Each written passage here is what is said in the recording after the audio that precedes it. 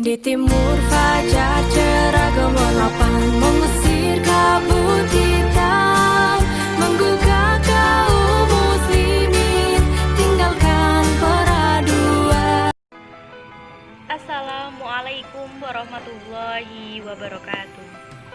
Perkenalkan, saya sendiri Rosdina Dilaranti dengan Dimas Haditya maupun Putri Ayu. Di sini saya akan menjelaskan mengenai syirik modern. Syirik, sebagaimana yang telah kita ketahui, adalah menyekutukan selain Allah. Di samping itu, syirik adalah sesuatu hal yang sangat dimurkai oleh Allah Subhanahu wa Ta'ala. Sedangkan modern adalah masa di mana kita berada saat ini dengan berbagai kemajuan di segala bidang. Perbuatan syirik tidak hanya terjadi di masa lalu, di mana belum adanya teknologi seperti ini. Namun, di zaman serba canggih seperti sekarang pun masih terjadi perbuatan syirik. Allah berfirman dalam surat An-Nisa ayat 48 yang artinya, sesungguhnya Allah tidak akan mengampuni dosa syirik dan Dia mengampuni segala dosa yang selain dari syirik itu. Bagi siapa yang dikehendakinya, barang siapa yang mempersekutukan Allah, maka sungguh ia telah berbuat dosa yang besar. Itu pengertian syirik yang dapat kita ketahui. Selanjutnya, bentuk-bentuk syirik pada masa modern. Yang pertama, menganggap bahwa yang bisa menyembuhkan penyakit itu adalah dokter, tabib atau obat yang diminum.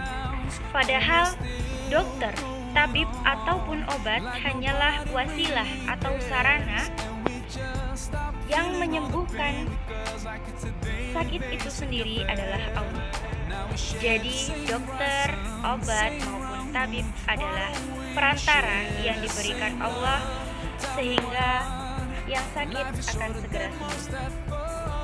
Sebagaimana dalam firman-Nya, dan apabila aku sakit, Dialah yang menyembuhkan. Surat Asy-Syu'ara ayat 8. Yang kedua, menganggap tubuh tetap sehat dan bugar karena pola makan yang seimbang atau olahraga yang teratur. Sedangkan hakikatnya, hamba yang diberikan kesehatan itu adalah Allah Subhanahu wa Ta'ala. Allah yang memberikan kesehatan kepada hambanya, bukan karena Dia yang menganggap bahwa tubuhnya kuat tanpa kehendak Allah, tubuhnya kekar tanpa kehendak Allah. Itu semua sudah diberikan oleh Allah. Ketiga, jabatan yang diperoleh karena kepintaran, kedekatan ataupun kepiawaiannya memanfaatkan bantuan orang lain. Jabatan diperoleh karena atas kehendak Allah, bukan karena kepintarannya, bukan karena orang lain, namun karena kehendak Allah yang mengizinkan kepada kita sehingga kita mendapatkan jabatan yang terbaik. Yang selanjutnya, panen melimpah.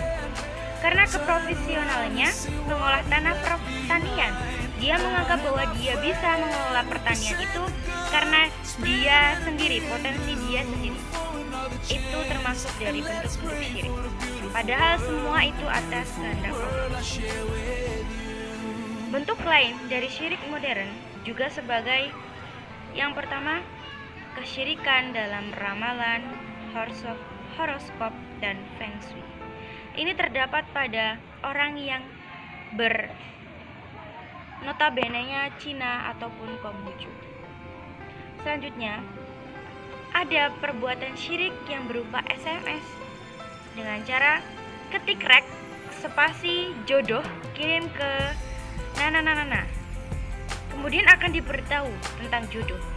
Itu walaupun itu kecil, walaupun itu hanya sekedar gurauan saja, namun itu termasuk dalam hal untuk menyekutukan Allah Subhanahu wa Ta'ala. Selanjutnya, penayangan film-film horor yang merusak keimanan. Karena ketika kita menonton film horor, maka kita akan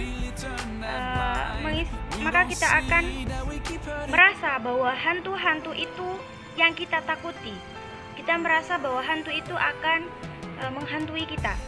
Padahal yang wajib kita takuti hanyalah Allah Subhanahu wa taala. Itu adalah bentuk-bentuk syirik. Cara menanggulangi syirik. Ada beberapa upaya yang dapat kita lakukan untuk menanggulangi syirik. Yang pertama, dengan memperdalam keimanan kita kepada Allah dan mengikuti perintahnya. Rasulullah Shallallahu Alaihi Wasallam bersabda, "Man yuridullahu bihi khairan yufaqqahu fid-din." Yang artinya, barang siapa yang Allah kehendaki padanya kebaikan, maka Allah akan memahamkannya di dalam perkara agama. Hadis ini sungguh jelas menunjukkan bahwa kunci untuk mendapatkan kebaikan agama adalah dengan mempelajari ilmu agama dan melaksanakannya, sehingga kita dapat mengenali pokok dalam Islam, yaitu tauhid. Yang kedua, terbiasa bekerja keras dan berdoa kepada Allah. Berdoa kepada Allah diiringi dengan bekerja keras sehingga kita dapat mengharapkan hasil yang terbaik hanya kepada Allah. Berikhtiar, banyak mengingat Allah, meyakini bahwa Allah itu yang memberikan segala kecukupan yang kita dapati sekarang, dan bersyukur atas apa yang Allah berikan kepada kita sehingga kita dapat mendapatkan apa yang kita miliki, walaupun itu hanya sekedar oksigen yang kita dapat. Ketika oksigen itu tidak dapat kita hirup dengan baik, kita akan merasa bahwa kita tidak bersyukur. Yang selanjutnya, surat Ar-Ra'd ayat 28, yang artinya orang-orang yang beriman dan hati mereka menjadi tentram dengan berzikir mengingat Allah. Ingatlah, hanya dengan mengingat Allah hati menjadi tenang. Jadi ketika kita mempunyai masalah, mempunyai sebuah permasalahan yang sangat luar biasa besar, dari kecil maupun besar, tetaplah mengingat Allah, maka hati kita akan tenang. Sholatlah, menghadaplah kepada Allah, berdoalah, menangislah di hadapan Allah, maka kamu akan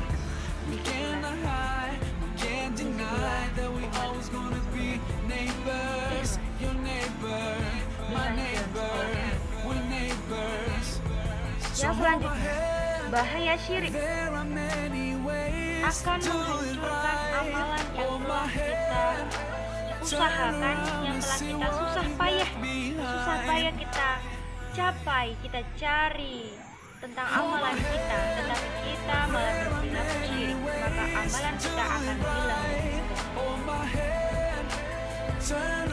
Surat Az-Zumar yang artinya, sesungguhnya jika engkau berbuat syirik, niscaya hapuslah amalmu dan benar-benar engkau termasuk orang yang buruk.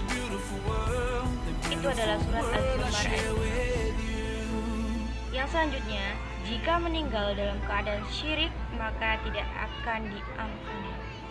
Sudah jelas dijelaskan pada surat An-Nisa ayat 48. Allah tidak akan mengampuni dosa, yaitu syirik, sehingga siapapun yang melakukan syirik, maka Allah tidak akan mengampuni dosa itu. Selanjutnya, pelakunya diharamkan masuk surga. Surat Al-Maidah ayat 72 sudah dijelaskan tentang orang yang mensekutukan Allah akan diharamkan kekal di dalam neraka. Surat Al-Bayyinah ayat 6. Sesungguhnya orang kafir, yakni ahli kitab dan orang-orang musyrik, akan masuk ke neraka jahanam. Mereka kekal di dalam. Mereka itu adalah seburuk-buruk makhluk. Yang selanjutnya, perkara pertama yang diharamkan oleh Allah Subhanahu wa taala. Dalam surat Al-A'raf dijelaskan mengharamkan mempersekutukan Allah dengan sesuatu yang Allah tidak menurunkan hujjah. untuk itu dan mengharamkan mengadadakannya terhadap Allah apa yang tidak kamu ketahui. Sulit menerima kebenaran. Munculnya perasaan bimbang dan ragu serta amalan dan harta yang dinafkahkan sia-sia. Perumpamaan harta yang mereka infakkan di dalam kehidupan dunia ini ibarat angin. Itulah bahaya syirik bagi kehidupan manusia. Bagaimana kita sebagai umat muslim sewajibnya lebih memelihara keagamaan kita untuk senantiasa mengingat Allah dan jangan sekalipun mempersekutukan Allah, menyamakan Allah dengan yang lainnya, karena Allah adalah satu. Katakanlah bahwa Allah itu Esa, Allah itu tidak ada selain Allah, tidak ada sembahan selain Allah, dan tidak ada yang wajib kita patuhi. Maka dalam materi kali ini tentang syirik modern yang sangat berpengaruh, yang sangat berkembang pesat di dalam modern ini, kita harus anti, kita harus waspada atas ancaman-ancaman di luar sana mengenai tauhid kita. Karena tauhid adalah hal terpenting bagi umat muslim. Lalu percaya kepada Allah, limpahkan semuanya kepada Allah, dan senantiasa berdoa kepada Allah. Mari kita perbaiki diri kita untuk menjadi lebih baik, menjadi manusia yang sempurna, manusia yang kafah. Semoga pada materi kali ini kita dapat mengambil hikmah, kita bisa mengimplementasikan di kehidupan sehari-hari.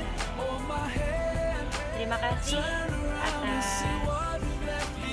apa yang telah kawan-kawan dengarkan dan apa yang saya jelaskan. Semoga bermanfaat. Bila ada kesalahan, saya mohon maaf dan saya mohon ampun kepada Allah Subhanahu wa Ta'ala. Saya Iris, fastabiqul khairat, wal qalani wa mayyasturun. Wassalamualaikum warahmatullahi wabarakatuh. We cannot hide, we can't deny that we always gonna be neighbors. Your neighbor, my neighbor, we're neighbors. So hold my hand, there are many ways to do it right. Hold my hand, turn around and see what we've left behind.